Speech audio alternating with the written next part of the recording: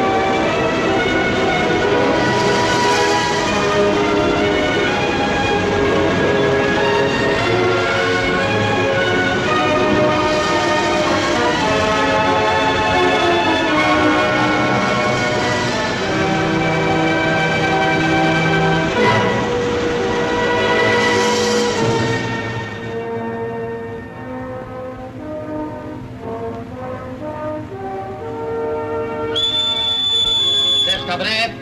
Down! Turn aft. Right and left. Turn!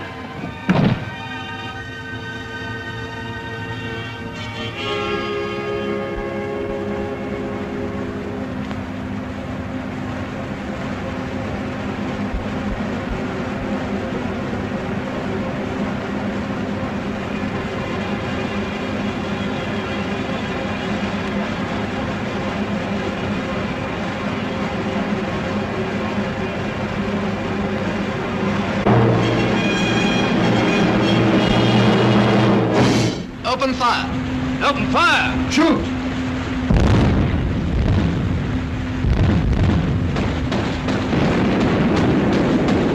Look at the Huns, sir. They're jumping overboard in full marching order.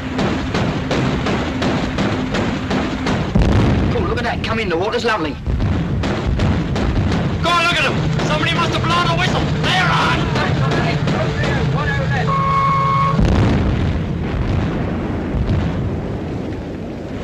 There are a lot more kites to port, sir, and some bigger transports. Right, shift to the big transport. Aye, aye, sir. Check, check, check. Shift target right. Follow TBI.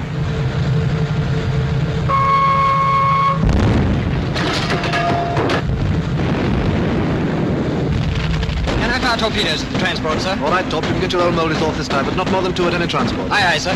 Flags make to the division train tubes to port. Aye, aye. Ready, port. Main office, make Tommy port.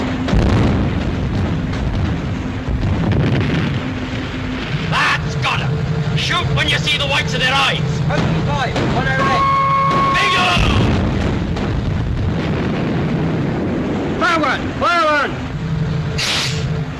Fire 2, fire 2. Torpedoes fired, sir.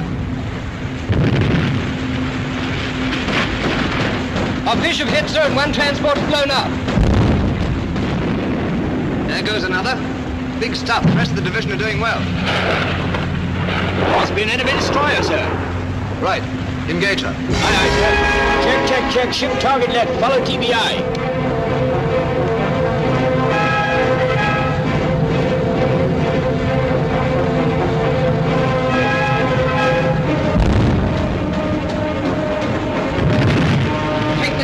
Others.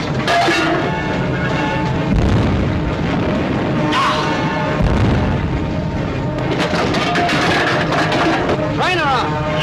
Left gun ready. Right gun ready! 040, 10 left.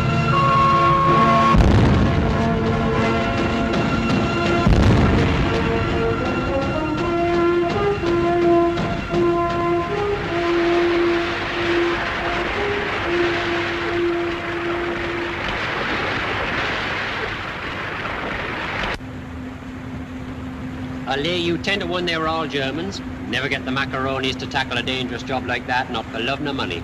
Go on, the high ties will do anything for money. Anything but fight. That's why they were so lousy in the last war. That's on account of their warm, languorous southern temperament.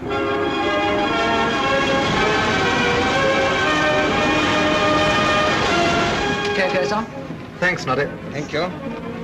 Here comes the dawn of a new day, Flags, and I shouldn't be surprised if it were a fairly uncomfortable one. Yes, sir. It's a very pretty sky, sir. Somebody sent me a calendar rather like that last Christmas. Did it have a squadron of Dorniers in the upper right-hand corner? No, sir. That's where art parts company with reality. Yes, I'm afraid you're right, sir. Cigarette? Thanks.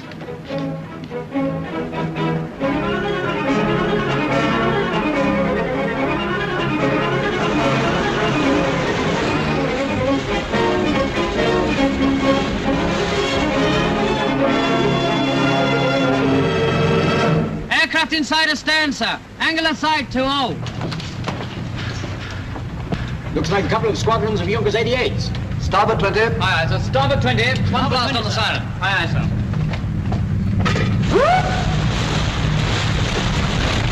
Aircraft inside bearing green 17 now, angle of sight 20. Short range weapons. Aircraft inside starboard. Stand by for dive bombers.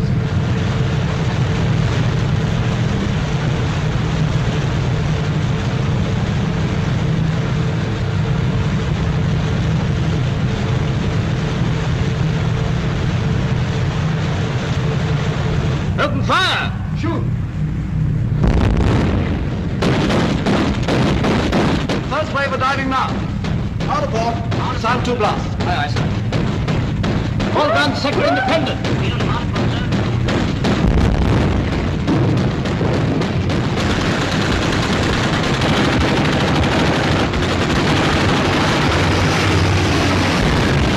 Come on, everybody.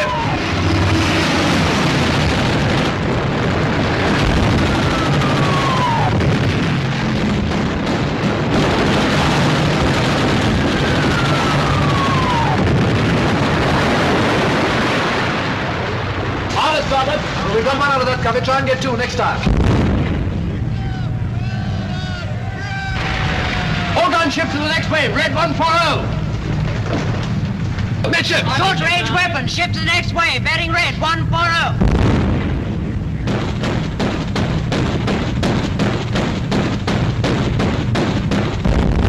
Out of starboard. Sound 1 blast. Aye.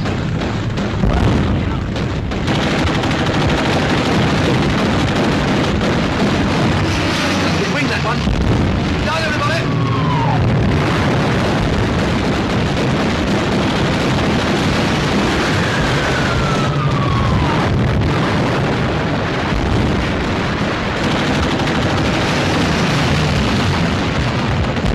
Midships. Aye, aye, sir. Midships. Another wave on the port side, sir. Starboard. On the starboard.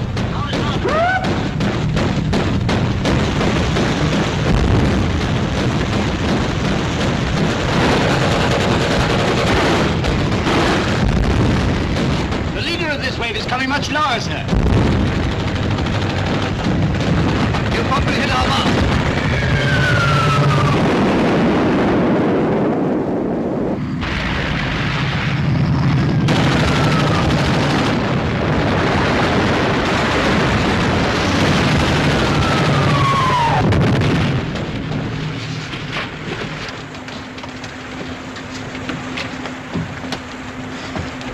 Well done. We've got him, but I'm afraid he's got us too. Midships! Midship, sir. Carry on firing. Here comes the next wave. All guns are still in action, sir.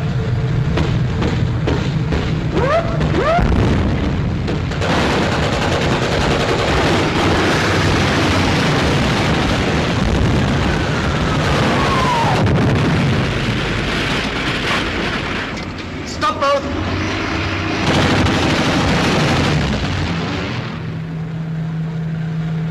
No answer from the engine room, sir. The telegraphs must be shot away. I'm afraid we're going over. Pass the word for the hands not at the guns to cast loose the galley floats.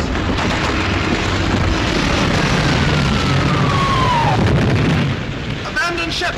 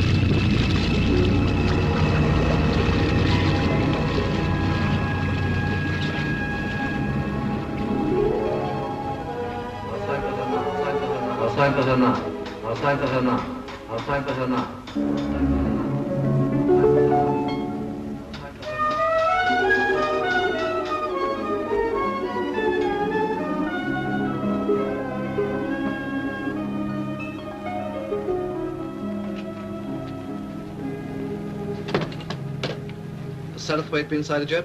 No, sir, but it's just on 10 o'clock. Stop that hammering for 1 minute, Edgecombe. I can't hear myself think. Aye, aye, sir. You better tell number 1 to fall in the hands on the quarterdeck. Aye, aye, sir.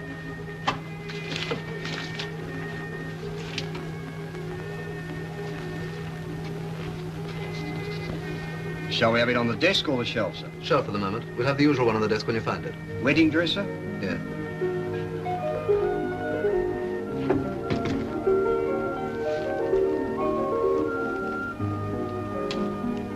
It's here, sir. Good, give it to me.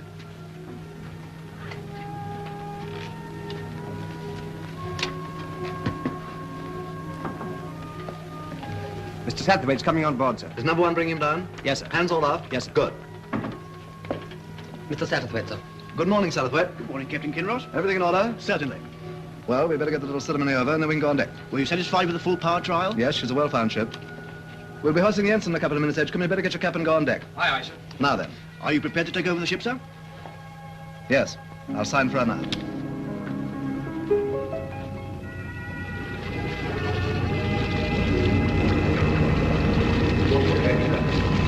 Watch your head, sir. Watch your head, sir. Watch your head, sir.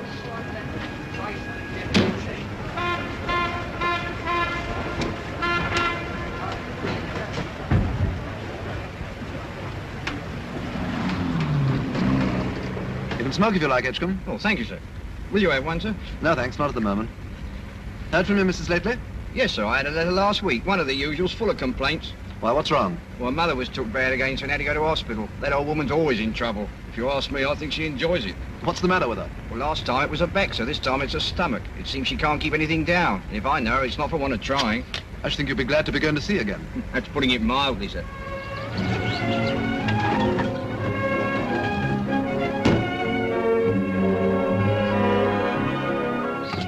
Darling. Hello, darling. Thought you were never coming.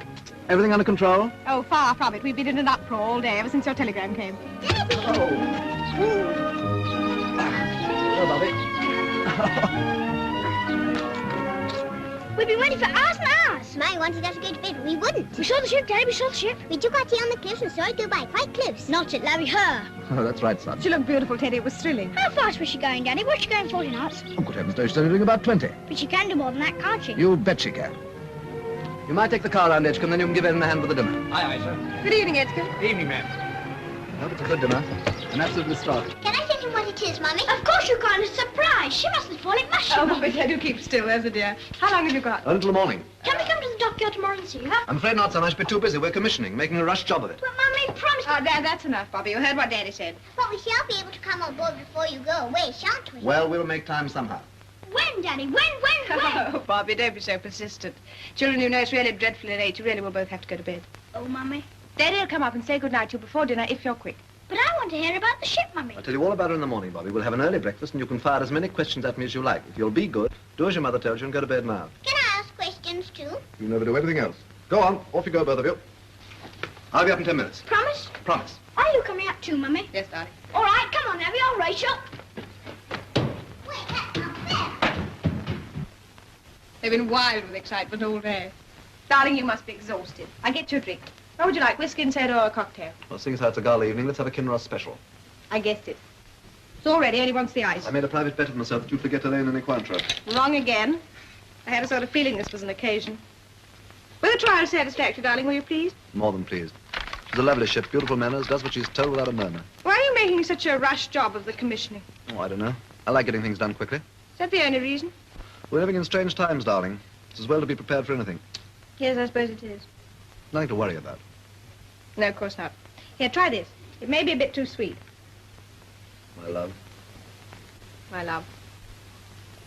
Just right, not a bit too sweet. Miss me? Of course not. I never gave you a thought. I've been much too busy. That's right. What's the surprise for dinner? Grouse. Maureen sent us a brace from Scotland. Good for Maureen. There's a girl with a really fine perception. They're a bit high. Expect you like that, won't you? That new dress? No, darling, I've had it for ages. I swear I've never clapped eyes on it before. Only about 20 times, my love. Perhaps it's you that look new. As good as new, anyway. Is there going to be a war, do you think? Yes, I think there is. Oh. No good worrying about it till it comes. Not much good then, really. Yeah. Don't be sad. I'm not sad, really. I'm just sort of gathering myself together. Any more of the Kinross special left in the shaker? Yes, of course. However busy you are, and however quickly you've got to get your commissioning done, I should like to come on board just once before you go to sea. Just to give the ship my love. You'll have to, whether you like it or not. My cabin's got to be made presentable. Does the chintz look all right? Absolutely first class. Good. We'd better drink these up quickly and go up to the children. Dinner will be ready in a minute. Here we go. Here we go.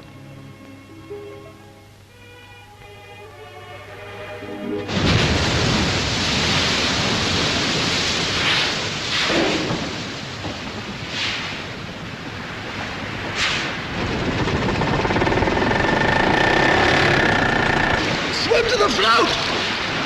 Swim to the float!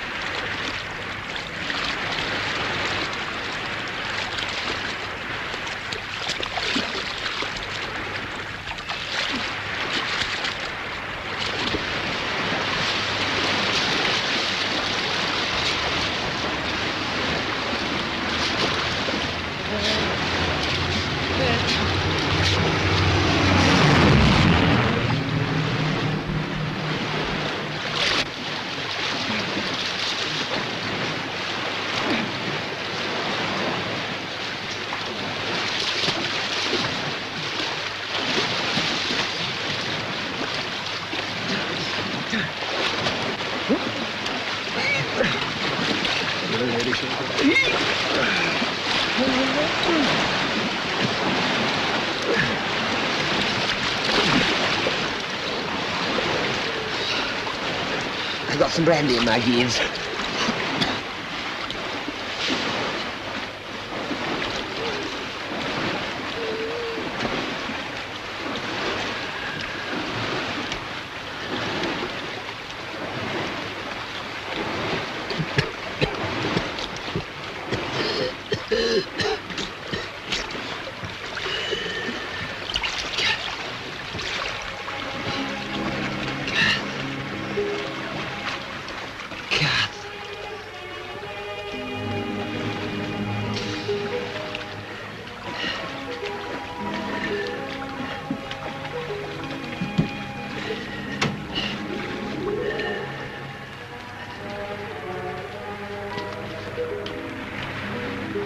Here's the paper, dear. It's nearly past. I shan't have time to do more than look at the headlines. There you are, then. Don't look too good, does it? Oh, you can't believe anything they say. Look at all the fuss and fume we had last year. Everybody flying about in aeroplanes and making speeches. After all that, nothing happened. Nothing happened to us, dear, but a hell of a lot happened to other people. Do you really think we're going to have another war? Looks like it to me.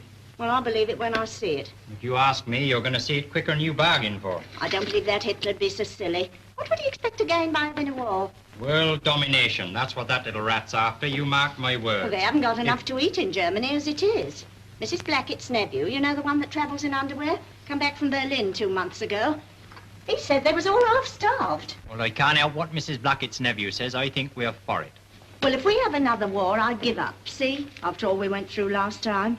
All you went through. I like that. Well, you was too young and innocent to know anything about it. Don't talk so silly. You know perfectly well how old I am, and it's no use pretending you don't. Well, you'll always be young and innocent to me. Well, I indeed now. If you ask me, you've got a hangover from all that beer you put away last night. I must be going now. Is Mother coming down? I promised I'd call her. Wait a minute. Mother? Walter's just going. You better come down as you are. That will be nice. Will you get ashore again after commissioning? Before you go to sea, I mean. That all depends. You won't forget to put those bulbs in when the right time comes, will you? You and your bulbs. Goodbye, old girl. Why, Walter Hardy, whatever is the matter with you this morning? Anyone would think he was going away forever. Well, you never know. You ought to be ashamed of yourself saying such things. Take the pigeon, Maurice, and give them a piece of my mind. Here comes Mother. That spirit lamp of mine will be the death of me yet. What's the matter with it? It blew up again. Frightened the wits out of me. You will put in too much methylated. Anyway, I don't see what you want to go fussing about with spirit lamps in your bedroom for. You could easily pop down to the kitchen. Nobody'd notice you. I've made my own tea in my own bedroom all my life, and I don't see any reason to stop now. Yes, but that doesn't happen to be your own bedroom. It's my spare. And if you go on blowing things up in it every 5 minutes, it won't be fit to sleep in. Then stop it, you two. I gotta go now. A nice thing when my own daughter starts criticising Oh, me. shut up, Mother. Say goodbye to Walter. That's what you came down for, isn't it? Will he get ashore again? All depends on Hitler. Well, who's he think he is, anyway? That's the spirit. Goodbye, Mother. Look after Kath for me, and don't you two go nagging each other from morning to night. Nagging? Oh, I like that, I must say. Come on, Kath. Goodbye, old girl. Goodbye, dear.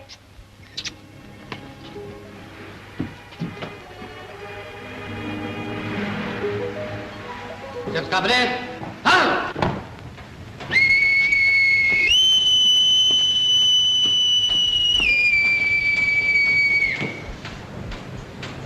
Ship's company prison, sir. Thanks, number one. Stand them at ease. Aye, sir. Ship's company, stand at ease.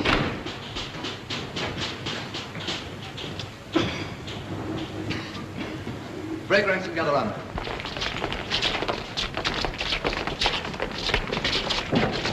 Can you hear me all right in the back? Good. You all know that it's the custom of the service for the captain to address the ship's company on commissioning day to give them its policy and tell them the ship's program. Now, my policy's easy. And if there are any here who have served with me before, they'll know what it is. Are there any old shipmates of mine here? Oh, glad to see you again, Reynolds. And Adams. And Blake. And Coombe. Who's that small fellow hiding behind the chief stoker? Parkinson, sir. Parkinson, you were coxswain of the all-comers whaler in the Valletta, weren't you? I was that, sir, when we won the All-Comers Cup in the 1936 regatta. And fell into the ditch when you got to the ship. Well, there are enough old shipmates to tell the others what my policy's always been. Reynolds, Adams, Blake, Coombe, Parkinson. What sort of a ship do I want the Torrin to be? A happy ship, sir. That's right. An efficient ship, sir. Correct. A happy and efficient ship. A very happy and a very efficient ship. Some of you might think I'm a bit ambitious wanting both, but in my experience, you can't have one without the other. A ship can't be happy unless she's efficient, and she certainly won't be efficient unless she's happy. Now for our program. You've most of you seen the commissioning program of the Torrin published in Plymouth General Orders, and you will have noted that this allows the cut every 3 weeks. Well, you've all read your papers, and you know that Ribbentrop signed a non-aggression pact with Stalin yesterday. As I see it, that means war next week. And so I will give you not 3 weeks, but exactly 3 days to get this ship ready to sail. None of us will turn in or take our clothes off or swing our hammocks for the next 3 days and nights till the job's finished. Then we'll send Hitler a telegram saying the Torrin's ready, you can start your war.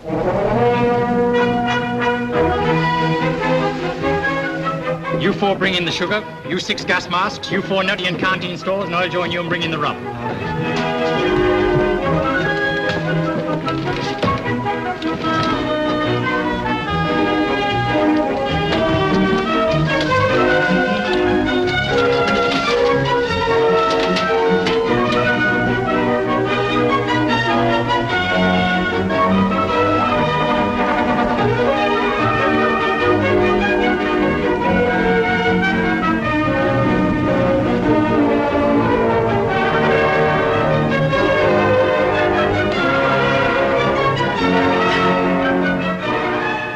Wake up, England. You've had your hour. It's my turn now.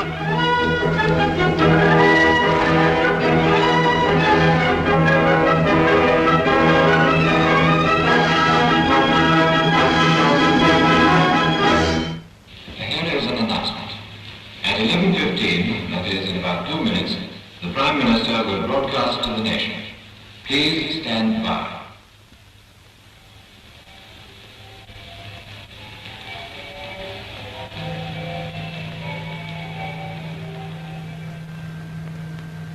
I am speaking to you from the Cabinet Room at 10 Downing Street.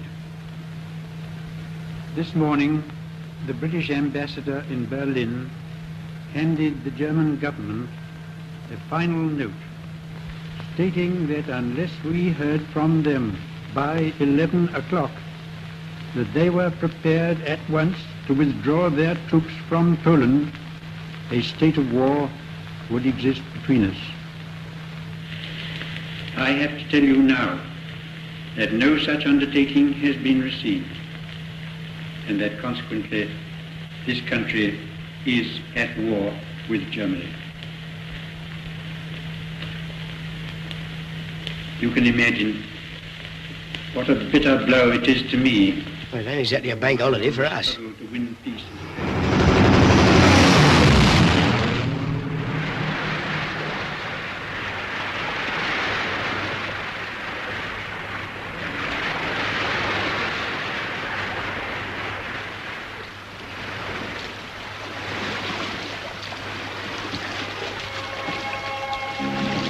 She's still afloat. Yes.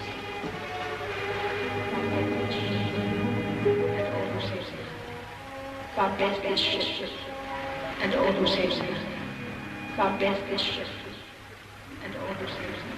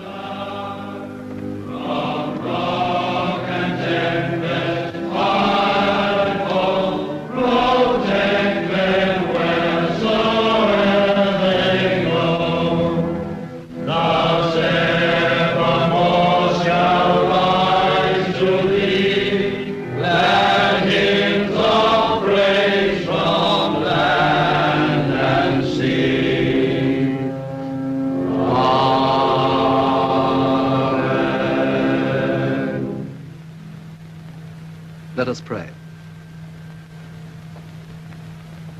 O eternal Lord God, who alone spreadest out the heavens and rulest the raging of the sea, who hast compassed the waters with bounds until day and night come to an end, be pleased to receive into thy almighty and most gracious protection the persons of us thy servants and the fleet in which we serve. Preserve us from the dangers of the sea and from the violence of the enemy, that we may be a safeguard unto our most gracious sovereign Lord, King George and his dominions, and a security for such as pass on the seas upon their lawful occasions. That the inhabitants of our island may in peace and quietness serve thee, our God, and that we may return in safety to enjoy the blessings of the land with the fruits of our labors, and with a thankful remembrance of thy mercies to praise and glorify thy holy name. Through Jesus Christ our Lord. Amen. You'll now sing the carol on the back of the hymn card. Good King Wenceslas looked out on the feast of Stephen, when the snow lay round about, deep and crisp and even. Brightly shone the moon that night, the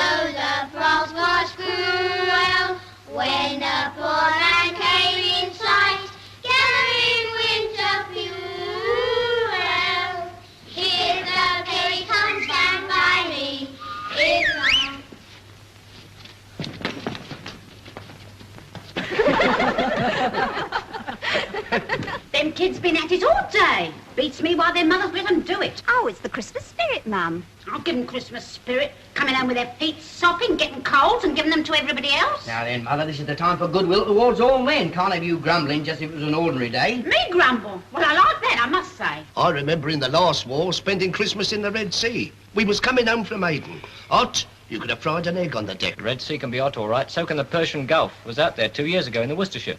The fridge went wonky and everything went bad, including the language. Oh, dear. Certainly see life in the big ships. We don't do so badly in the small ones, you know. Oh, they're off again. Stop them, somebody. I'm not starting anything. It's a darn sight more lively in a big cruise than a destroyer. It stands to reason, doesn't it? You don't do no such thing. You're a Marine, you are. You don't know nothing about destroyers. What's the matter with the Marines?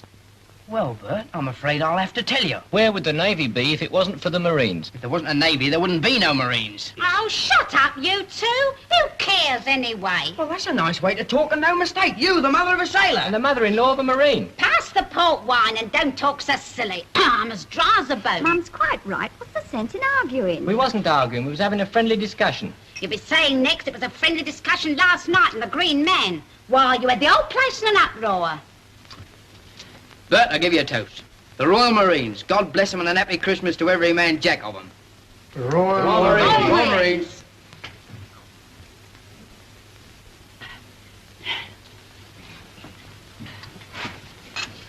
Thanks, Shorty, old man. I respond to your toast in a fitting manner. And on behalf of my corps, of which I'm justly proud, I give you all destroyers, and the Torrin in particular. May our shadow never grow less. It never will. Destroyers, I should like to take the opportunity of this festive occasion to drink the healths of one and all present, and to thank a kindly fate for so arranging that my ship should have to come home for boiler cleaning 2 days before Christmas. A bit of luck which I think any sailor will tell you is little short of a bloody miracle. Walter, how can you? You know I don't like you using that word. Be that as it may, Kath, that's a highly expressive word. What's more, that's been bound up with naval tradition since times immemorial. I have heard it whispered in the RAF. Well, be that as it may, I would like to add that I consider we're all very lucky to be all together on this happy day, taking into account the fact there's a war on and the whole of civilization happens to be trembling on the edge of an abyss. There now. What did you say, Kath? I only said there now. Well, don't say it again, dear, because you know it only puts me off. What are you giggling about, Frida, if I may make so bold? Nothing, really. It's just the way you talk. What you young flibbity-gibbets don't seem to realise is that this is a very important war indeed. War or no war, you certainly like listening to the sound of your own voice, all right. Now, let him get on with his speech, Kath. Try and stop him. I will treat these paltry interruptions with the contempt they deserve, and go on to propose the health of one who's very dear to me. She's a creature of many moods and fads and fancies. She is, to coin a phrase, very often uncertain and coy, hard to please.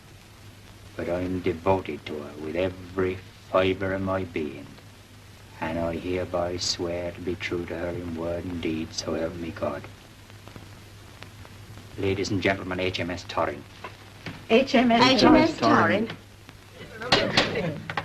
Ladies and gentlemen, the King. The King.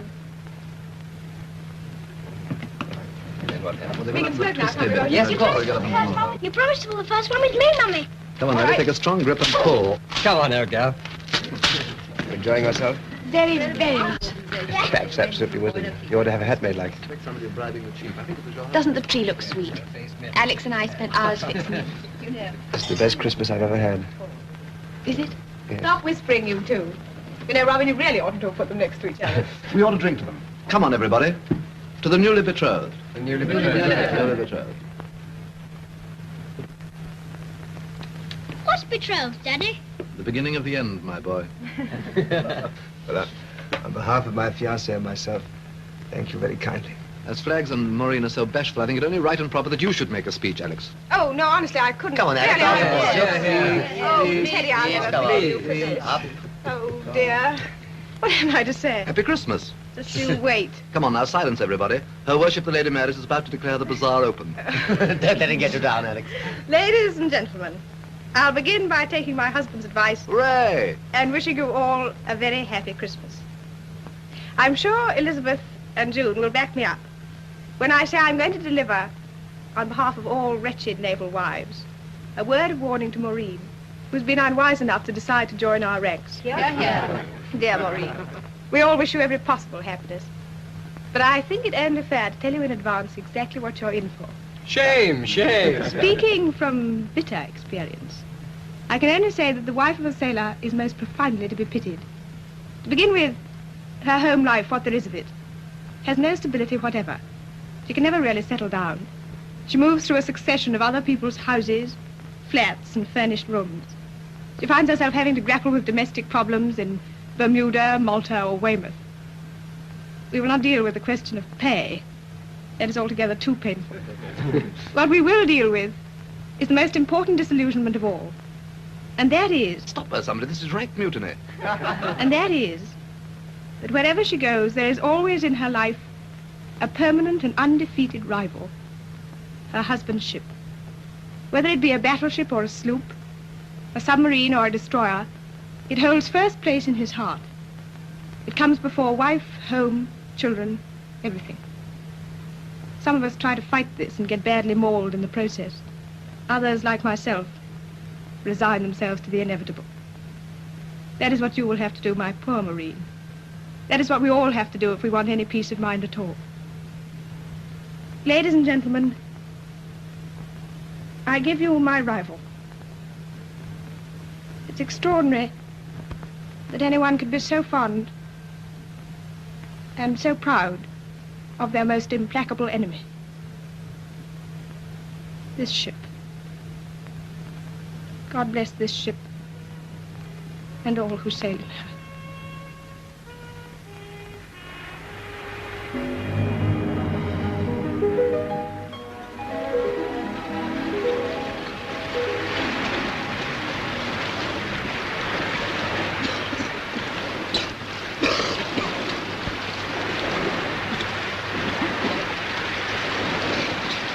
Well, she did her stuff, sir. Best ship I ever served in, sir.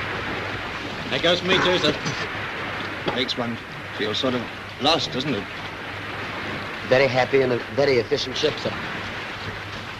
Thank you.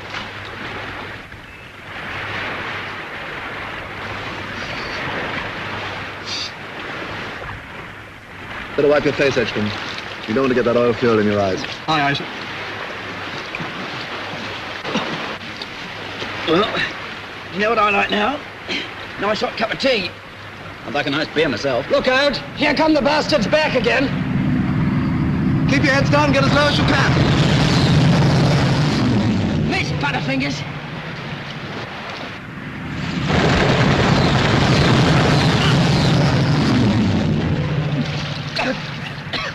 Blimey, I spoke too soon.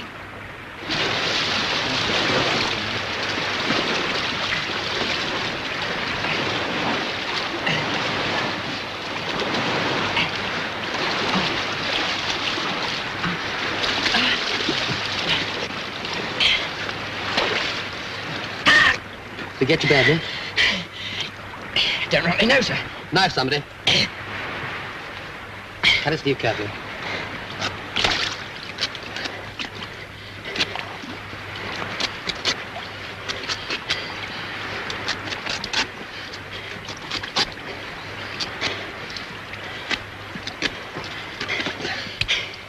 Hit a mother with a baby in her arms, you would.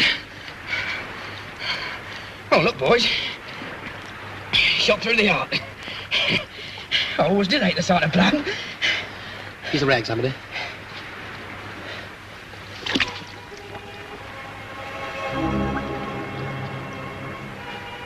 What's your name? What's your name? What's your name? What's your name? What's your name? What's your name? What's your name? Quite a loving cup, isn't it? Never know your luck. I always say travel broadens the mind. Now then, Saucy, you keep your hands to yourself. Want a drop, dear? No, thanks. Come on, it won't hurt you. I'd rather not, thanks all the same. I don't like it. Oh, fancy that now. Ever so sorry, I'm sure. If she doesn't want it, she doesn't have to have it, does she? Who do you think you are, anyway, Father Flanagan? Here, playing him, there's a dear. I didn't know we was in Sunday school. Some people don't know when they've had enough. What was that you said? You heard. You ain't got cloth ears. Here, miss, you change places with me. No, it's perfectly all right, really. Now, come, you've been more comfortable in the corner. I'll be ever so much obliged, I'm sure, if you change places with me, too. My mother always warned me never to sit next to sailors. Pity she didn't warn you about a few other things while she was about it.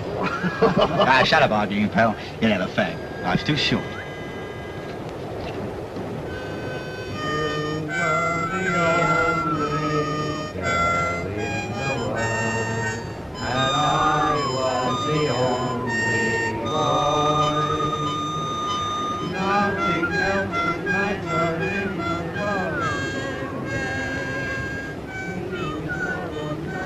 Comfy? Yes, thanks. What's your name? Frida. Frida Lewis. Frida? Oh, it's a pretty name, isn't it? Is it? You mind if I smoke? Of course not. Have one? I don't mind. These are special HM ships only. We get them in the canteen. My uncle by marriage is in the Navy. He's on a destroyer. Oh, isn't it a coincidence now? So am I. No. He's a petty officer. They call him by a funny name. Yeah, we often call petty officers funny names. It begins with a B. It generally does. Oh, you are awful. What's your ship? Oh, well, I'm not supposed to tell you that now, am I? It's careless talk. Yeah, you can tell me. I'm in the same firm as you might say. Well, Chief Buffer, that's what he's called. He's on the Torrin. Well, it's a small world and no error. Here, Joey. Our Chief Buffer's her uncle by marriage. Makes you sort of Siamese twins, doesn't it? This is my friend Joey Mackridge, Miss Lewis. How'd you do? Pleased to meet you, I'm sure. What's your name?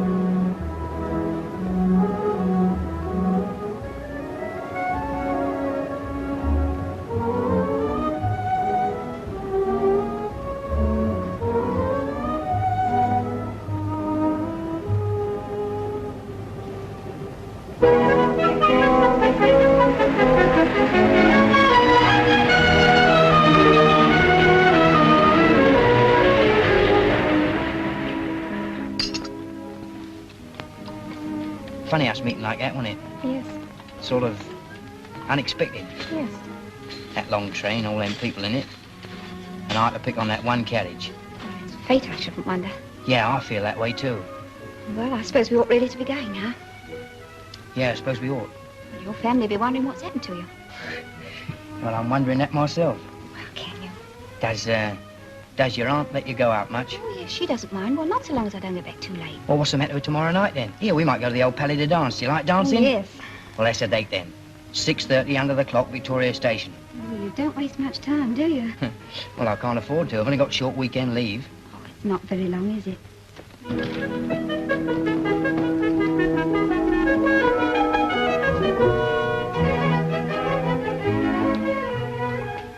Well, here we are. Come in and meet my mum and dad. Oh, no, not now. I'd really rather not. I've got to be getting along. And they wouldn't want a stranger butting in. Hey, you're not a stranger. Not anymore. Ah, but to them I would be. Give me that bag, there's a dear. Not until you say it's okay about tomorrow night. Oh, you are awful. 6:30 under the clock, Victoria Station. All right. Cross your heart, hope to die. I cross my heart and hope to die. So long, Frida. So long, Shorty.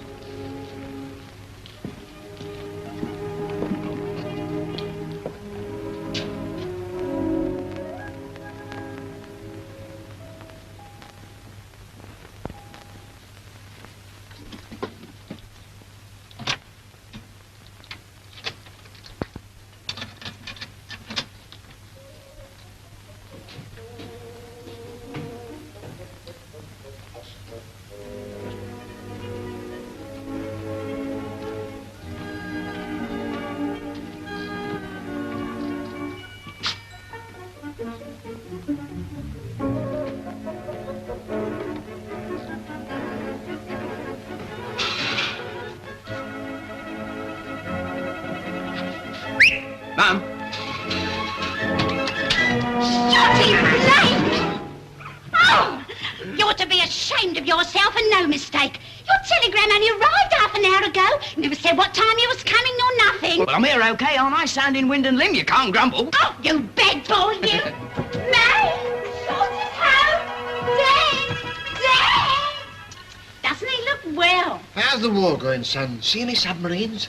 Hundreds. Sunk 14 last week and a couple of cruisers thrown in. Oh, no, he's fibbing, isn't he? In the last war, I was in a convoy once. Put a sock in it, Fred. We've had quite enough about all what you did in the last war. Dad, Yes, old man? where'd you first meet Mum? Why, whatever made you think of asking that? We was in a train coming back from Herne Bay. Well, it's a small world and no error. Mum, can I leave my bridge out while Shorty's home? It was fate, wasn't it? You drink your tea up, me lad, and don't talk so soft. They're coming over again. Get down, keep your heads low.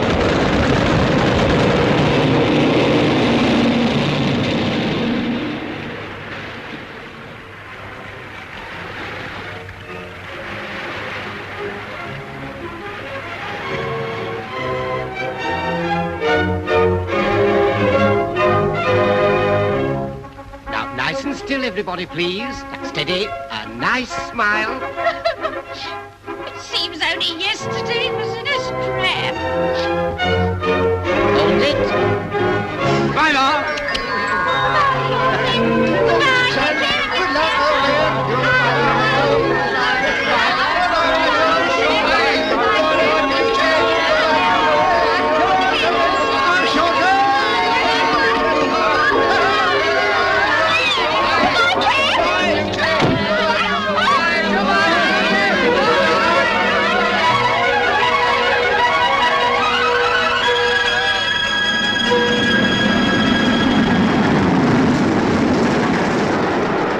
Here's your little lot.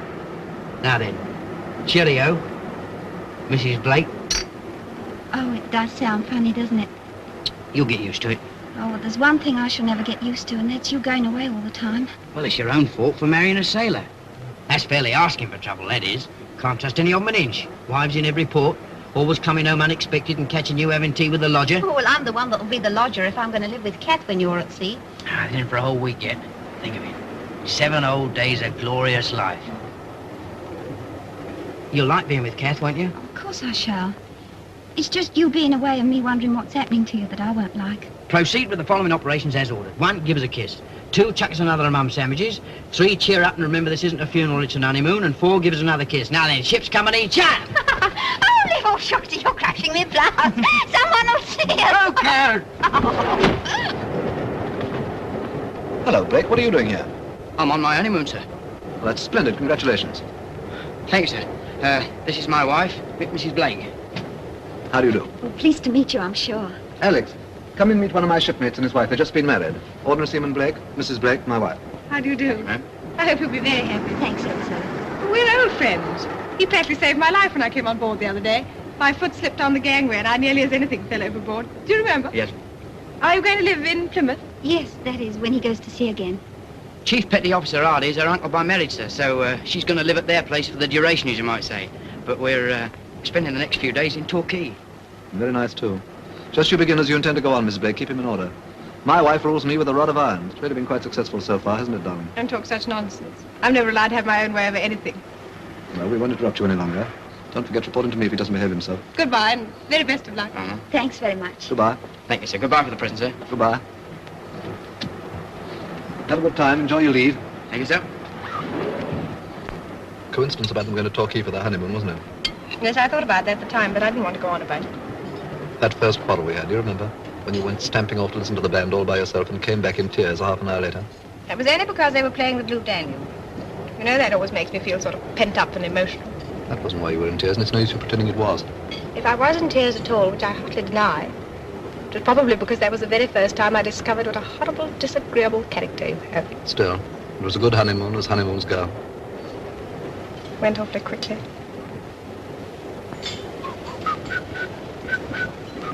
Stop it, Teddy. I refuse to be made sentimental in the middle of a great Western lunch. Eat up your delicious piece of railway fish and behave yourself. What's the matter? That thing positively haunts me. I'd have given my eye teeth for a chance of a show like that. Never mind, darling. There'll be lots of other shows and lots of other chances before the war's over.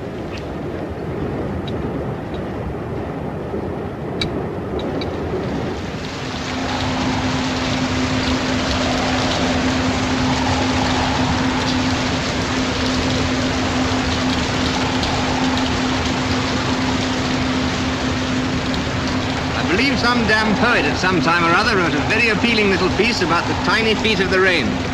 There's a man I'd like to meet. I'd kill him. Well, I'm going down to the wardrobe. Keep a stiff upper lip, old boy. 5 on 6, 2 on 3, and 10, just what the doctor ordered. Doctor hasn't ordered a damn thing apart from a few doses of cascara and 1 splint since the ship commissioned. That, I may say, is what's getting the doctor down. Years of expensive medical training resulting in complete atrophy. The doctor wishes he was dead. Someone give the doctor a drink. Mitchell, glass of port for the doctor. Sure. Yes, sir. There, just the girl I wanted. You do have the damnedest luck. Skill, old boy, sheer undiluted skill, the usual triumph of mind over matter. It's a stinking awful night. Oh, hello, number 1. Mitchell, a gin for the first lieutenant. Thanks, Torps. The sea's getting up and I've got the middle watch. Hey, stop. You should put the 10 on the 9. I never noticed the damn thing. Here's peace, peace, perfect peace with loved ones far away.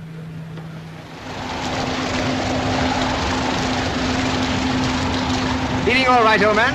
Yes, why? Sure there's nothing wrong, not running a temperature or anything? No, of course not. I only wondered. First time you haven't been late for a watch since recommission. 2 minutes early. I'm sorry, sir. It won't occur again, sir. Bearing green, Rio, vessel on fire.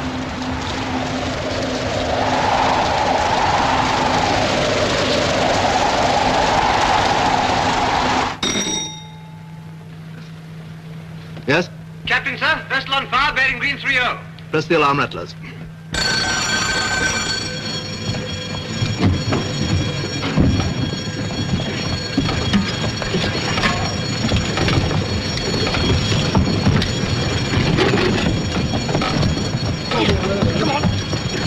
Dreaming I was in a Turkish harem surrounded by gorgeous girls and some fatted us to go and sell old action station. I wonder why he was pinching me.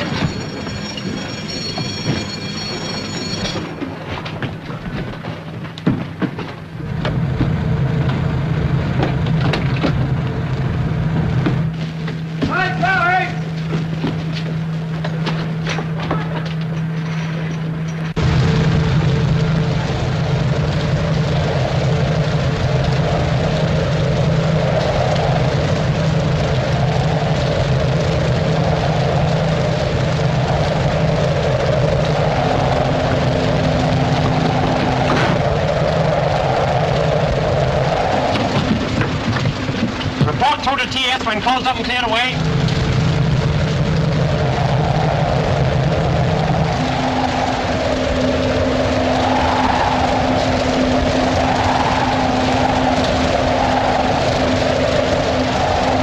Looks like a line of destroyers.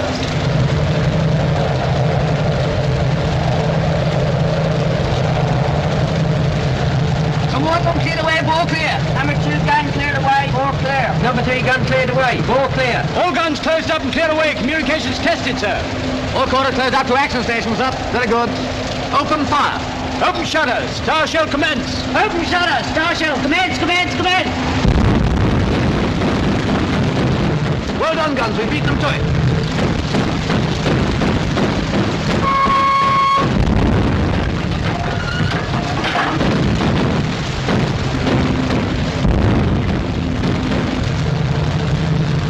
They fired now. Green light a little. Hold the leading destroyer. Right 4 stars. Go on. They've gone over.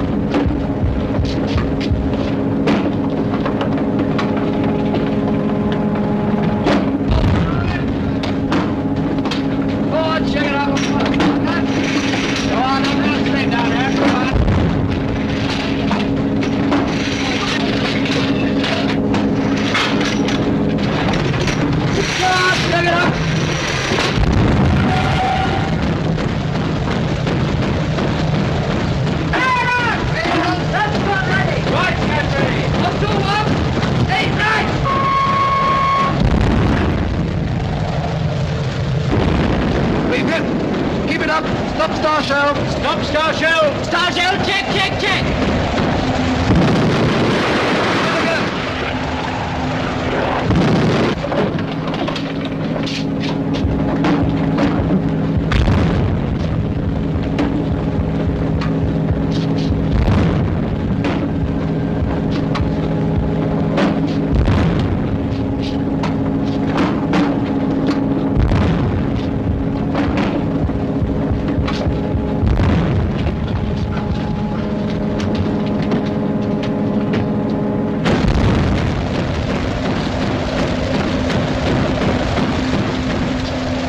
Torpedo track starboard, sir.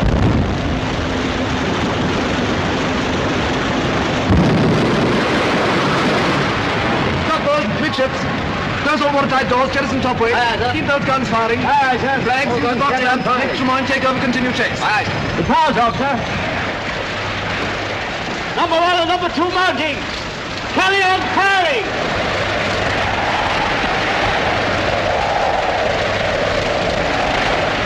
Number 1 and number 2 mounting. Carry on firing.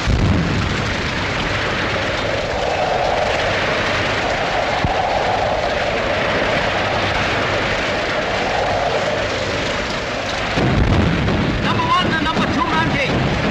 Carry on firing.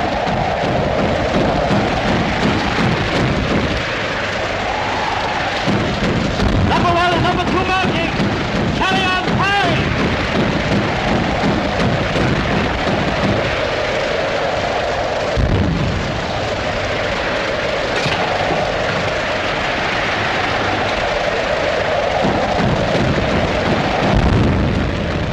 Number 1 mounting. Carry on firing.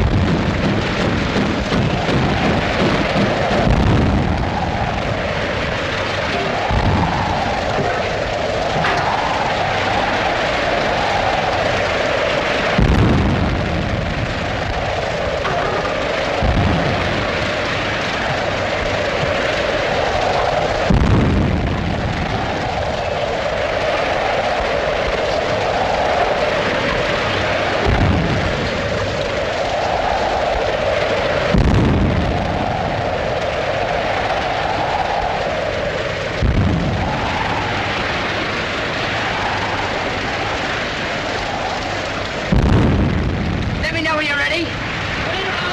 Look out. Here she comes.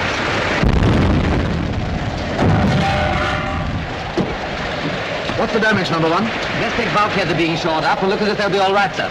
But there's a good deal of damage aft. Looks as if we'll be a nice sitting target when it gets light.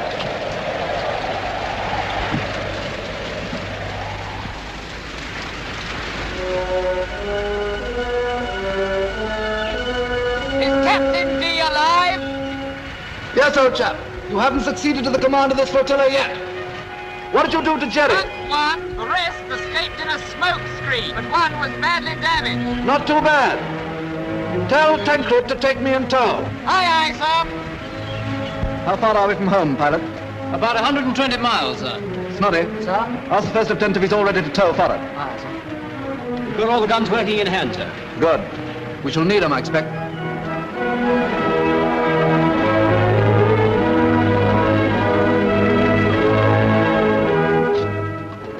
Well, Blake. Thermal. How are you feeling? Fine, sir, thank you. Got concussed a bit, didn't you? Yes, sir, I think I did, sir. The first lieutenant tells me that you stood by the gun even when most of the crew were knocked out. Is that true? Well, sir, somebody had to do it, sir. You did damn well. I'm very proud of you. Thank you, sir. I want to see my captain. All right, old man. I'm here. Don't try to talk. Just rest.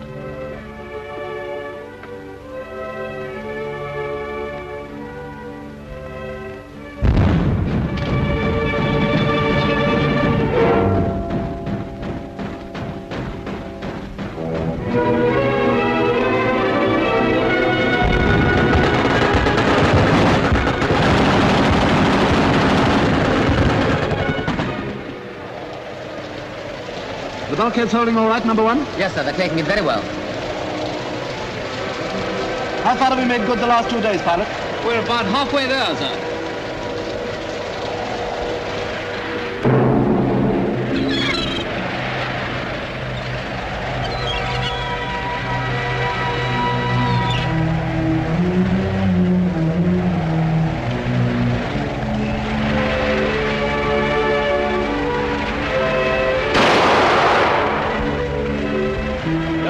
be here soon. Nice nippy little fighter squadron. Neat but not gaudy. That's what we want. Wish they'd get a move on. Every time, old boy. I'm sick of wallowing about here like a sitting duck. It gives me the jitters.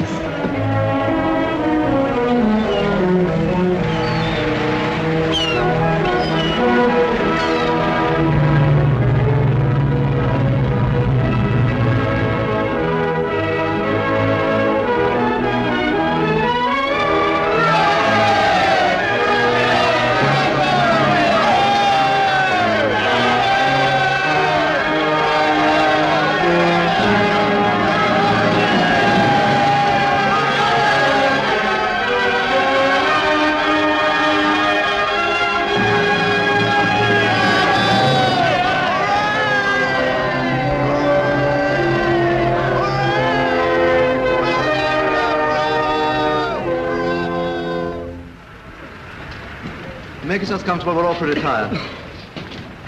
There are one or two things I want to say to you. First, I want to tell you that I'll hold a short memorial service next Sunday for our 36 shipmates who lost their lives. And return thanks that the old ship herself came safely through with so many of her complement. I expect that Hitler is even now conferring the Iron Cross on the man who claims to have sunk us. Secondly, I want to tell you that you all did pretty well in the trying time we've been through. When a torpedo hits so small a ship as a destroyer, the result is bound to be fairly devastating, if not fatal. And I can understand the tremendous temptation to think of your own skin first and of the ship and your shipmates second. I suppose in a way it's gratifying to feel that out of a ship's company of 244 men, 243 have behaved as I hoped and expected they would. One man, however, did not. That man has been brought before me, charged with leaving his post without permission. I needn't tell you how serious an offense of this nature is in time of war, nor how drastic is the punishment that normally follows. You will be surprised, therefore, to learn that I have let him off with a caution. Or perhaps I should say with two cautions. One to him, and one to me. For in a way, I feel that what happened was my fault. This man has only been in the Navy for 6 months. He's only been in this ship for 2 months. Even so, I feel that in that time I should have been able to make it clear to him that I did not expect and would not tolerate such behavior. I feel that I should have been able to get at least that much of my creed across, but I've failed. I will not punish a man for an action for which I must hold myself largely to blame. But I should like you all to know that after this, there will be no more cautions. The next time we run into trouble, and as leader of a striking force, this ship's bound to be in plenty more scraps, I know that come what may, no one will fail to do his duty to the very end. Thank you all for making my task so easy, and the Torin a ship to be so very proud of. Carry on, number one. Aye, aye, sir. Ship's coming in. Huh. Turn forward. This.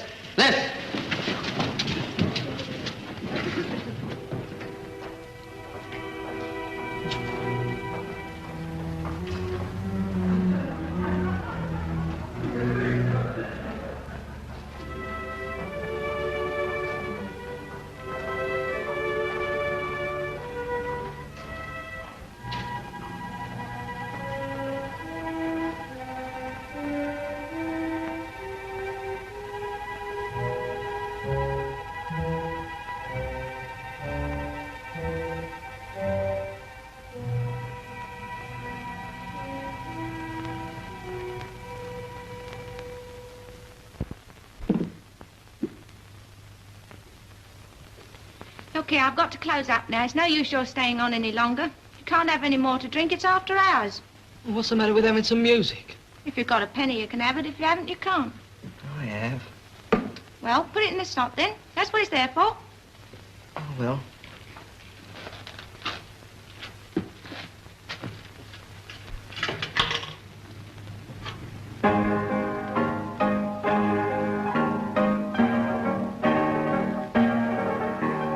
Will you be requiring anything more before we close?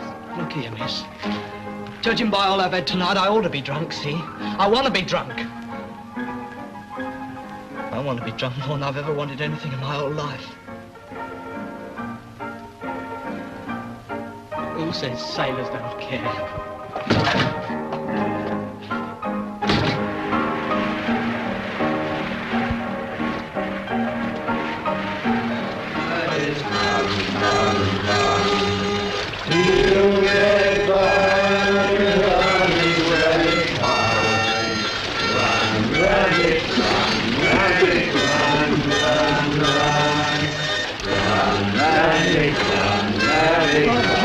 tune, for God's sake. Anything to oblige.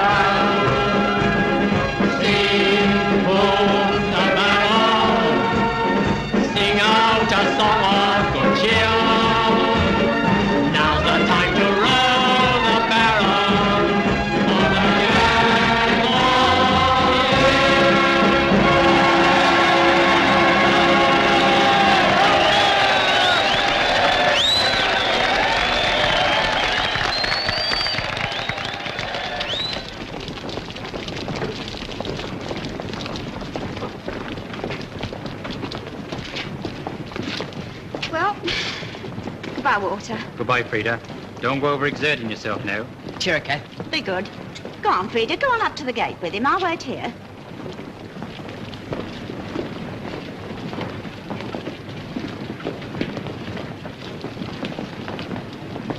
You shouldn't have come, really, you know. It's bad for you. Oh, no, don't be silly. It'd be much worse sitting at home. Besides, we've had extra art hour together. It doesn't seem so bad this time, somehow. Perhaps I'm getting used to it. Come on, give us a kiss and knob it. No sense hanging about. All right.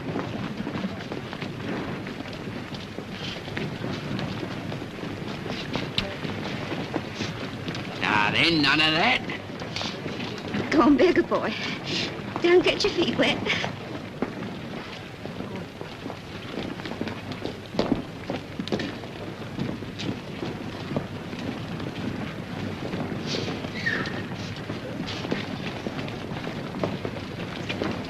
I won't forget about having the mower mended. That's right. And if things do get bad, you can always go to Dorothy's, can't you? They'll have to be good and bad before I do that.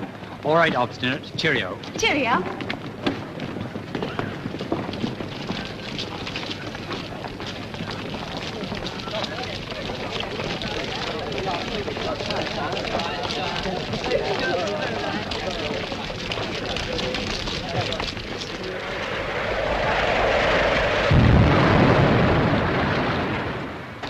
Take all your Packards and all your Cadillacs, and you know what you can do with them. Give me a Rolls Royce every time. You're old-fashioned, that's what you are.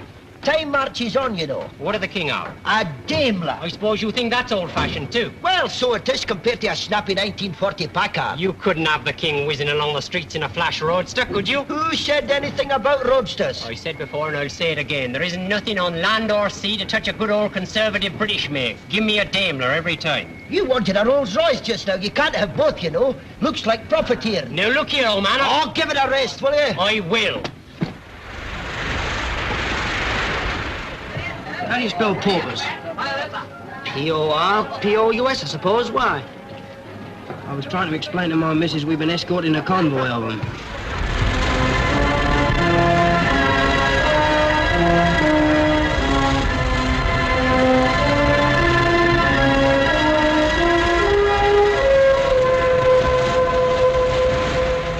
Anybody seen the chief after the royal raspberry he got this morning? Poor old chiefy. He hasn't been into lunch yet. Hello, Chief. We were just talking about you. Damn nice of you, I'm sure. You making any more filthy vapors? You shut up, Guns. I've had enough of all that. Oh, I thought it looked very attractive. All those clouds of dense black smoke belching from the funnel. I'll thank you all to lay off it. Never mind, Chiefy. I must say old Tremaine went one better round about 10 o'clock. I thought she was on fire. Bring me some food, Mitchell. Yes, sir. Have your Sparkers picked up any tidbits about the war? No, not since yesterday. Pretty bad show. My young brother's in the BEF. He wasn't far from GHQ in Arras. God knows where he is now. The whole thing's been a lash-up. you probably all know what we've got to do, don't you? The whole of the British Expeditionary Force is falling back on Dunkirk. Now, in peacetime, as you know, there's a lot of leg pulling between the services. But the soldiers are our brothers in arms, and it's up to us to get them off so that they can live to fight again. Let them see how much we admire the way they fought. And don't forget, the success of our evacuation is measured by the smallness of the military casualties, not the naval ones. The soldiers are our guests, and their lives will be in our hands.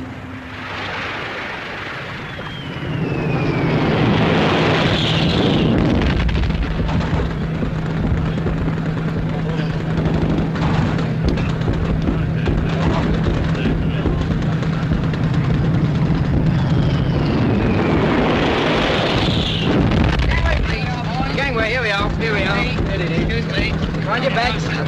Here, Pop. It's wet and warm. Don't examine it too closely. Hold on, Johnny, hold on. Here, mate. Try dipping the biscuit in the cocoa. You can't hurt the cocoa and you can save your teeth. Here, champ. The champagne will be along in a minute. That'll be hot, too. Come on, Joey, up this way.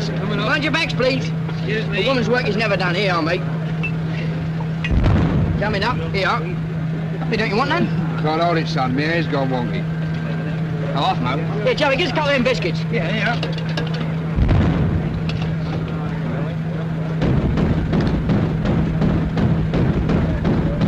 Don't yelp it now, you'll chuck yourself. Thanks, son.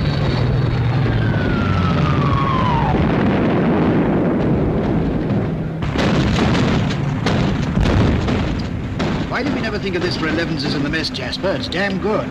It's just ordinary bottle, rather heavily laced with sherry. Port 20. How's the old country looking now, sir? I feel as if I've been away for years. We've been away quite a while, too. We put it up north every now and again to refuel. The country's looking much the same as usual the last time I saw it. Gentle, you know, not exactly smug, not exactly warlike either. They'll always be in England, eh? Well, I suppose that's as good a conviction as any. Good deal better than most, if I may say so, sir. Good deal better than most, if I may say so.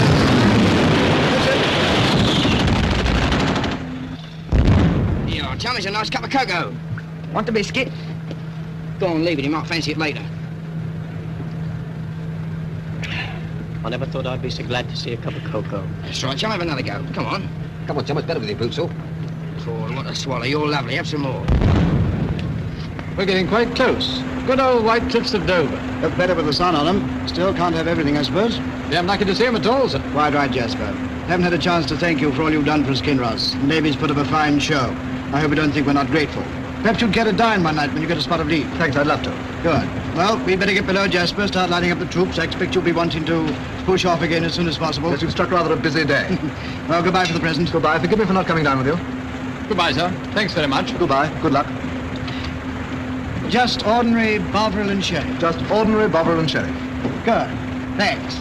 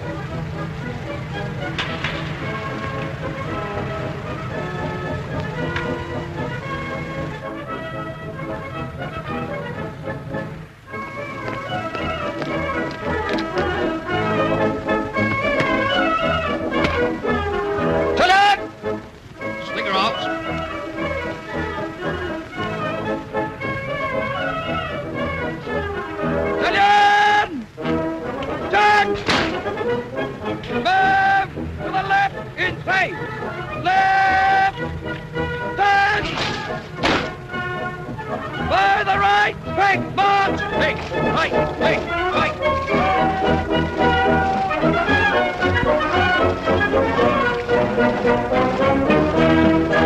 If I wasn't so tired, I'd give him a cheer. And that's no error.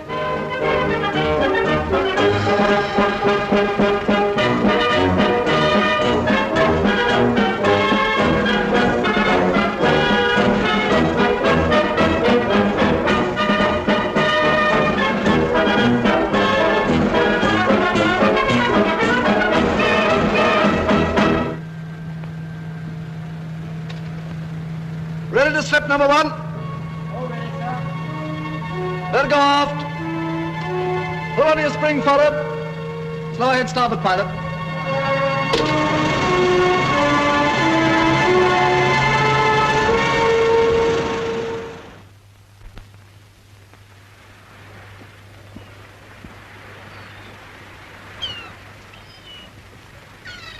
You never think there was a war on, would you? But there isn't. Not just for a minute, that is. We've got 5 more whole days. Flat calm. Looks like a piece of grey silk, doesn't it? My auntie had a dress that colour once, and she sent it to the cleaners and it come back all spotty. Funny. I think this is such a little island, isn't it? Mm.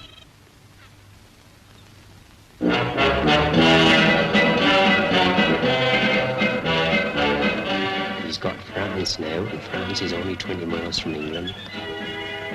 Makes you think, don't it? Mummy, Chicago won't eat sausage roll. That's probably because you've spoiled him so dreadfully. Look, Bobby, that one diving's a hurricane. No, it isn't. That's an ME 109. Like the one they brought down last Tuesday. Bobby, don't speak with your mouth full.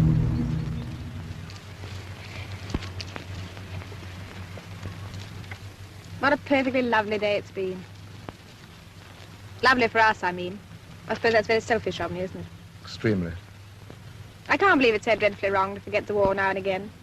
When one can, just for a little. I think it's very clever of you, with all hell breaking loose immediately over our defenseless heads. I made the most tremendous effort and pretended it wasn't real at all. They were toys having a mock battle just to keep us amused. It's the most shameful confession. Sheer escapism. I don't care. It has been a lovely day. Sun's been shining and the country looks so green and sweet and peaceful. And you are on leave, even if it's only till the day after tomorrow. Teddy, I wonder where we shall all be this time next year. A lot might happen between now and this time next year.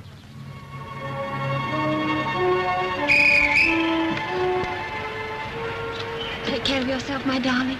It was a good honeymoon while it lasted.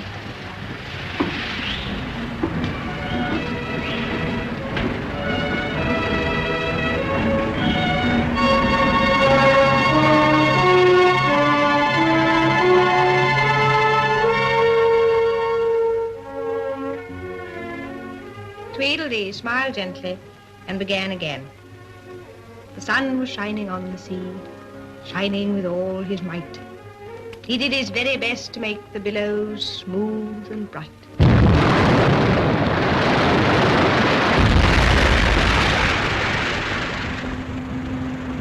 This cocoa gets thicker and thicker every night. It's warm in any house, so lines the stomach, as you might say. Well, it's practically porridge. There goes another lot, sir. Looks as if poor old Plymouth's going to get it again. Well, I will say one thing for that bit of fish. There may not have been much of it, but what there was tasty. It's that Mr. Morgan. He always favours us. It's Peter that gets round him. The moment we got to the shop this morning up, he'd come with a chair as if we was royalty. Oh, he's all right if only he wasn't quite so nosy. How are you feeling, dear? Fine, thank you. That effort from Shorty must have cheered you up. Oh, I wish he was home. And I wish that ship would get a bit damaged. Not so that anyone was hurt, mind you, but... Well, just so as he could get a little bit of leave. Never mind, dear. Men must work and women must weep. That's what I always say. That sink's topped up again. Never rains, but it pours. We'd better get Mr. Luton in. He was blitzed out last week. Don't know where he's moved to. Anyone see my scissors? Yes, I've got them. Here they are. Thanks, dear. Oh, dear, they are again. A bit later than they were last night.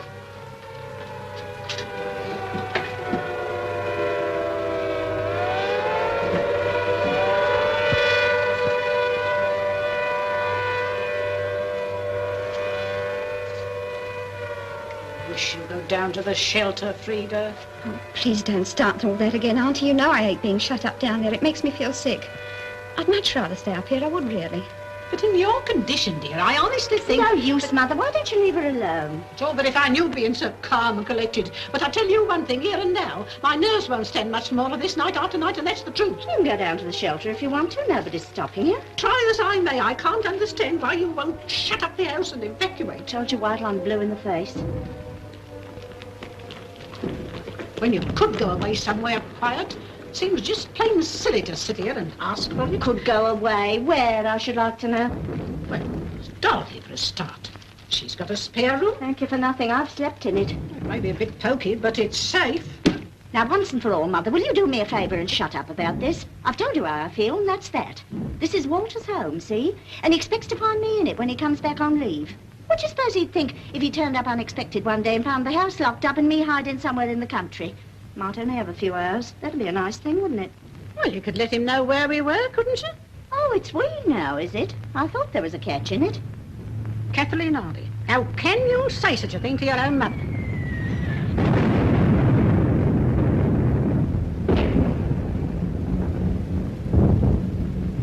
Well, I'm sorry, but you make me tired sometimes, really, you do. Sure, I'm only trying to be sensible. What about the garden and Walter's bulbs that he's so proud of? Who'd look after them? Oh, bulbs don't need any looking after. They just come up. Come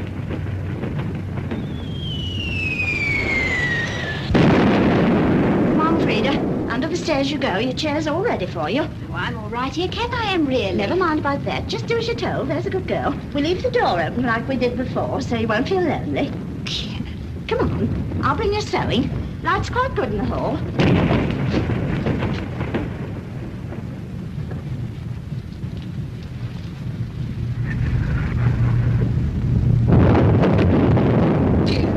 That sounds like a landmine. No, just an ordinary HE. Landmines make more of a rumble. I don't like it, Kathleen. It's no use pretending I do. I know you don't, Mother. Nobody does. But there's no use in making a fuss, is there? Cheer up. There's a dear. Are you all right, Frida?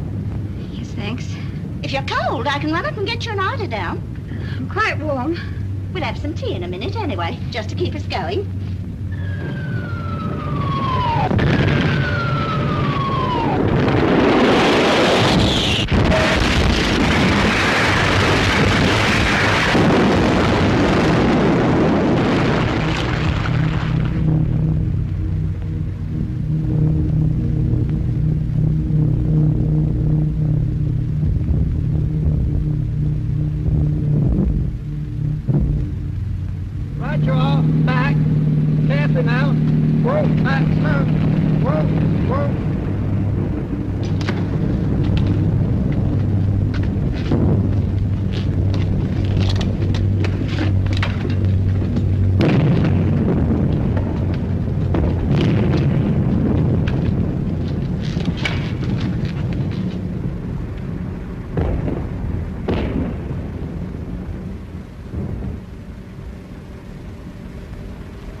Tell Walter. Tell him I didn't want to leave the house.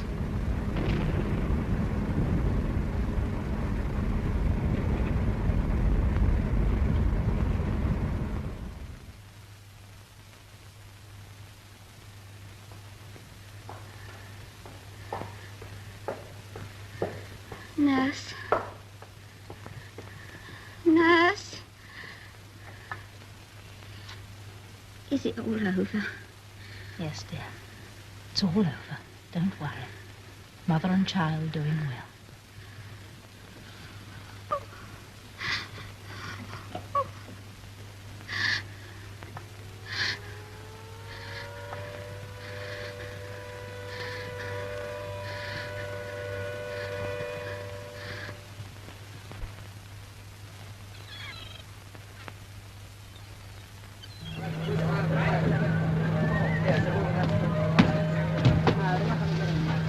This is the fourth time in 3 months we put into this dead and alive hole.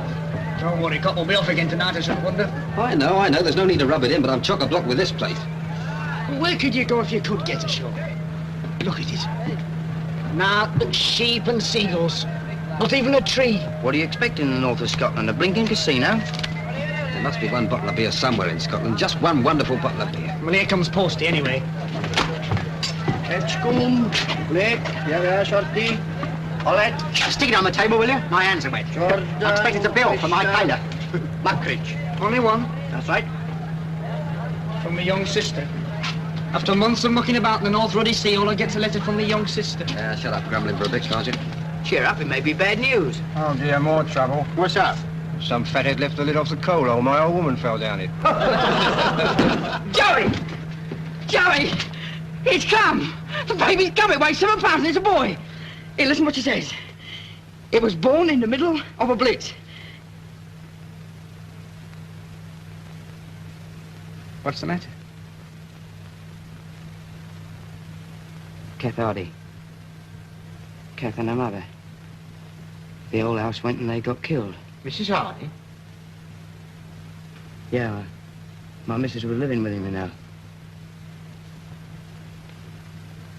I wonder if anybody's told him. They hadn't got any kids, had they?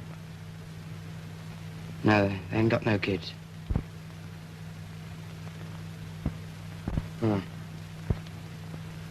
Suppose I'd better go and see if I can find him.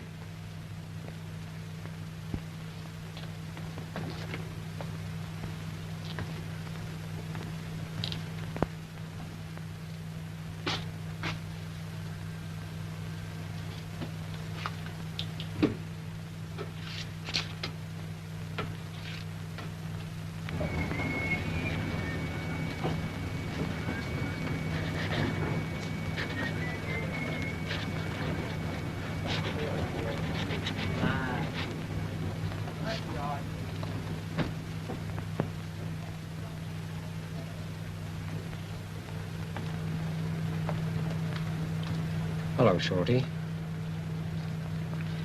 I, just popped along to see if you had any news from home. Not so much as a postcard, but that's Kath all over. All the years we've been married, I never known her get a post right yet. You heard from Frida? Yeah. How's she doing? She's all right. Well, what's the matter? It's Kath Walter. She and Mrs. Lennon. You see, they was all in the house together and it got blitzed. What do you mean? Kath got killed. Both of them did. Frida was all right. She was under the stairs.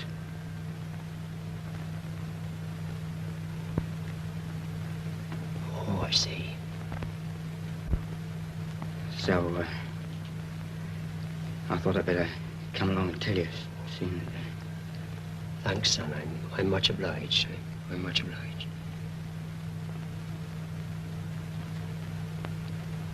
I think I'll just go out on deck for a bit.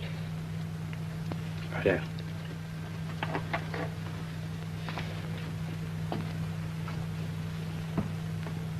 I'm glad Frida's all right. Yeah, she's fine. We got a son.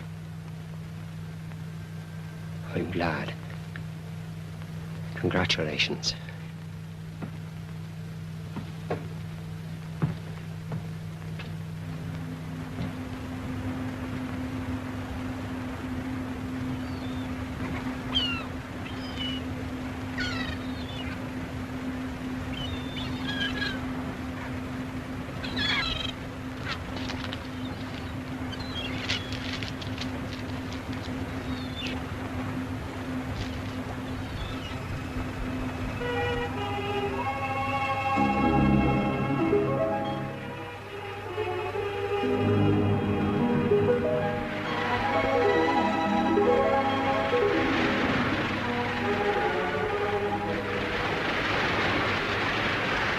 She's going to.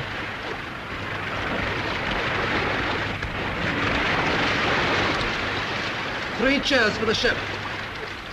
Hip, hip, hooray! Hip, hip, hooray! Hip, hip. Look out, they're coming again!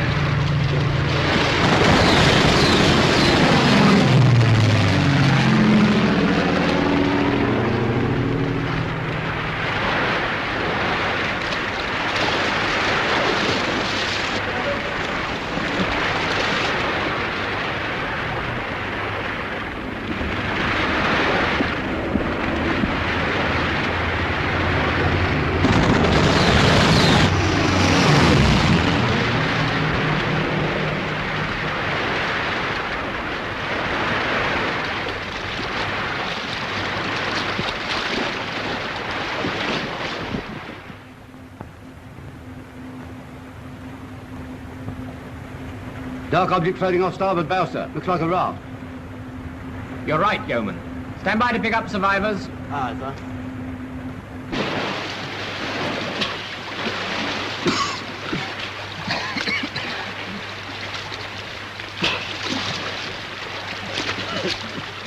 Keep up your spirits. I believe they've arrived at last.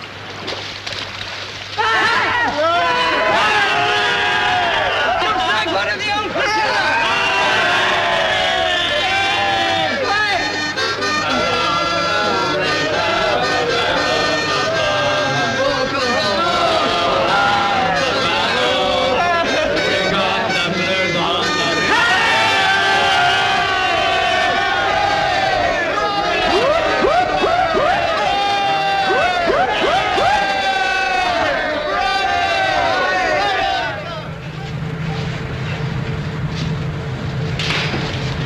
Thank you.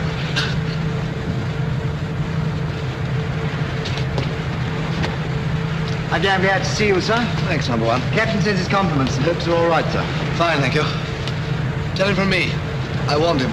He won't get command of this flotilla yet. It was extraordinary of luck finding you, sir. Chief Airman spotted you at the last moment, just as we were about to give up. How many of my men have you picked up? 90 all told, sir. Some of them pretty badly knocked about, I'm afraid. Where are they? Mostly between decks, sir. Dive bombing's been pretty incessant. Here we go again. Anybody got any flip? Anybody happen to know where we're going? Alexandria, I expect. Join the Navy and see the world. Looks to me it's going to be the next world. All right, so move.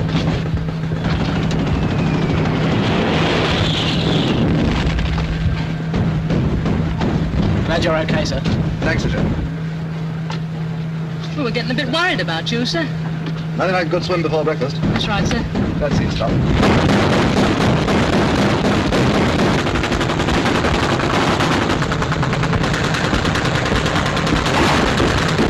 Snobby, give me a piece of paper and a pencil.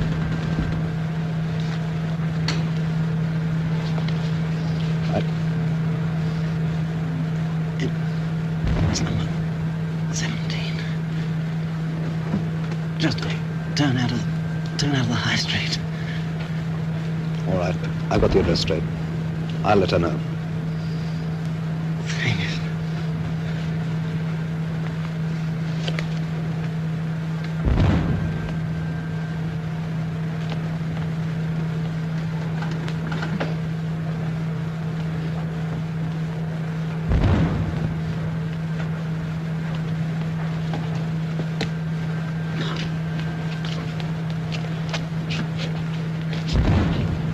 Oh, Sandy.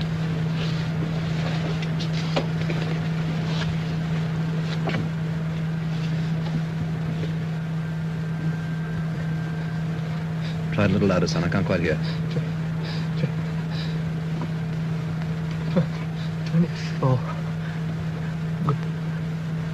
Greek Street.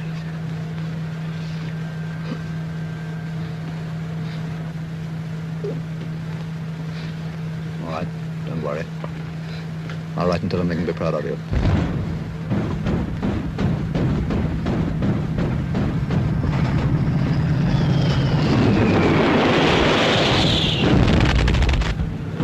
Of all the persistent bastards, you'd think they'd get tired, wouldn't you? I'll tell you, Sonny, strictly between you and I, I'm scared stiff and it's no good pretending I'm not.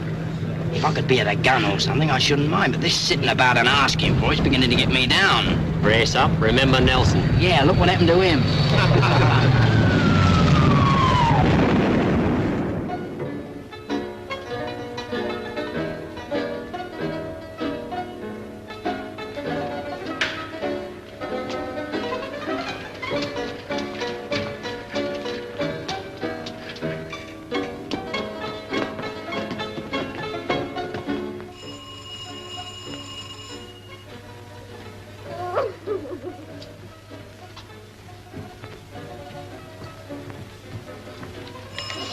Oh, all right.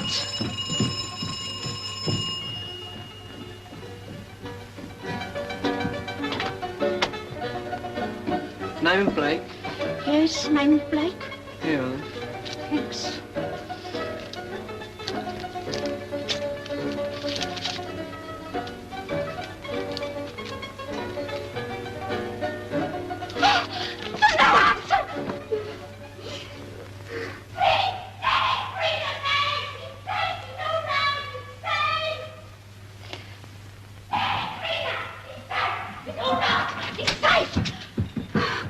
it? It's not...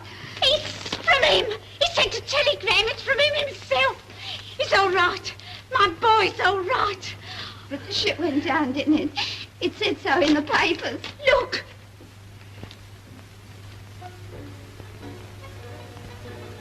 Okay, love.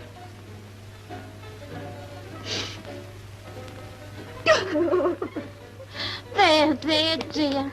There isn't nothing to cry about no more. Shall I wait for an answer?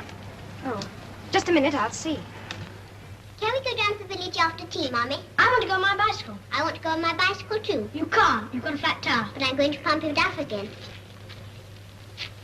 The girl's waiting for an answer, Mum.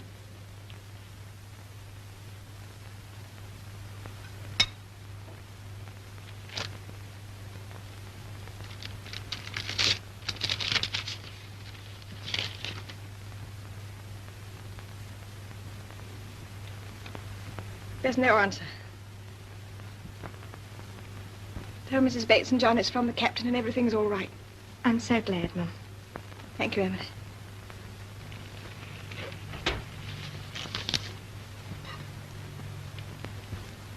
Darlings, it's from Daddy.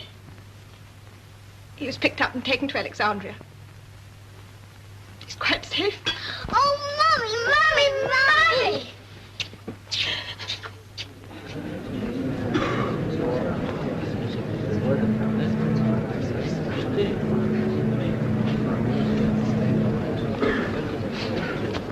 Ship's company! Hunt! Ship's company present, sir. Thank you, Torp. Stand them easy, please.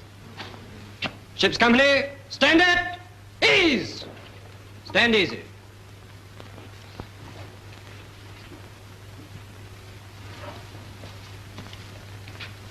Come a little closer.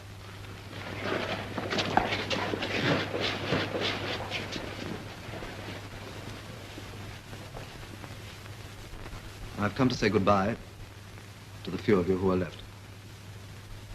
We've had so many talks, and this is our last. I've always tried to crack a joke or two before, and you've all been friendly and laughed at them. But today, I'm afraid I've run out of jokes. I don't suppose any of us feels much like laughing. The Torrin has been in one scrap after another, but even when we had men killed, the majority survived and brought the old ship back. Now she lies in 1,500 fathoms, and with her, more than half our shipmates. If they had to die, what a grand way to go. For now they lie all together with the ship we loved, and they're in very good company. We've lost her, but they're still with her. There may be less than half the Torrin left, but I feel that we'll all take up the battle with even stronger heart. Each of us knows twice as much about fighting, and each of us has twice as good a reason to fight. You will all be sent to replace men who've been killed in other ships. And the next time you're in action, remember the Torrin.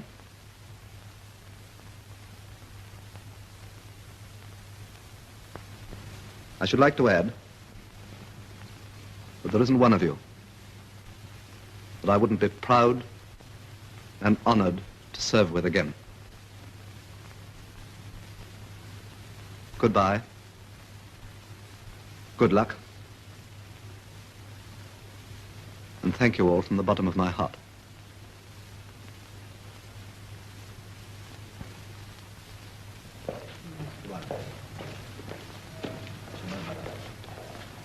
Goodbye, sir. Goodbye, Hackett. Goodbye. Goodbye. Bye, sir. Goodbye, Rawlings. Goodbye. Goodbye, sir. Goodbye. Bye. Goodbye. Goodbye, sir. Goodbye. Best of luck, sir. Thanks, Harry. Goodbye. Best of luck, sir. Thanks. Goodbye. Goodbye, sir. Goodbye, sir. Goodbye. Thank you. Good luck, sir. Thanks. Goodbye. Best of luck, sir. Thank you. Goodbye. Goodbye, sir. Best of luck. Thanks, Reg. Goodbye. Yes, sir. Very best of luck, sir. Thanks, Moon. Goodbye. Goodbye, sir. Goodbye, Fisher.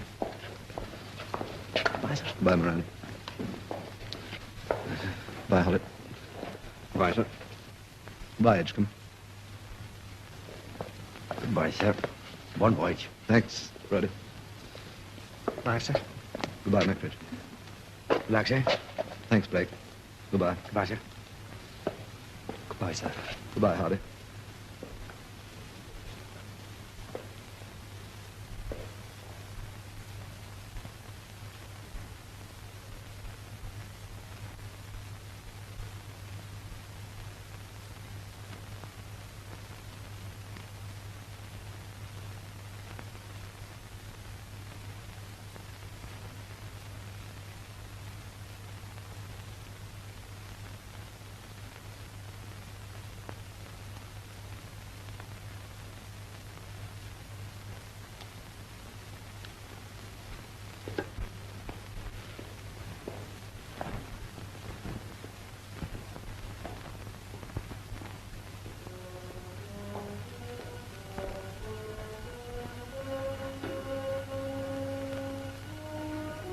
Here ends the story of a ship, but there will always be other ships, for we are an island race.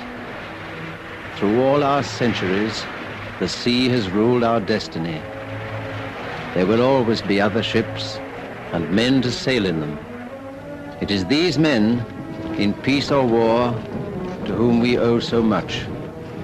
Above all victories, beyond all loss, in spite of changing values in a changing world, they give to us, their countrymen, eternal and indomitable pride.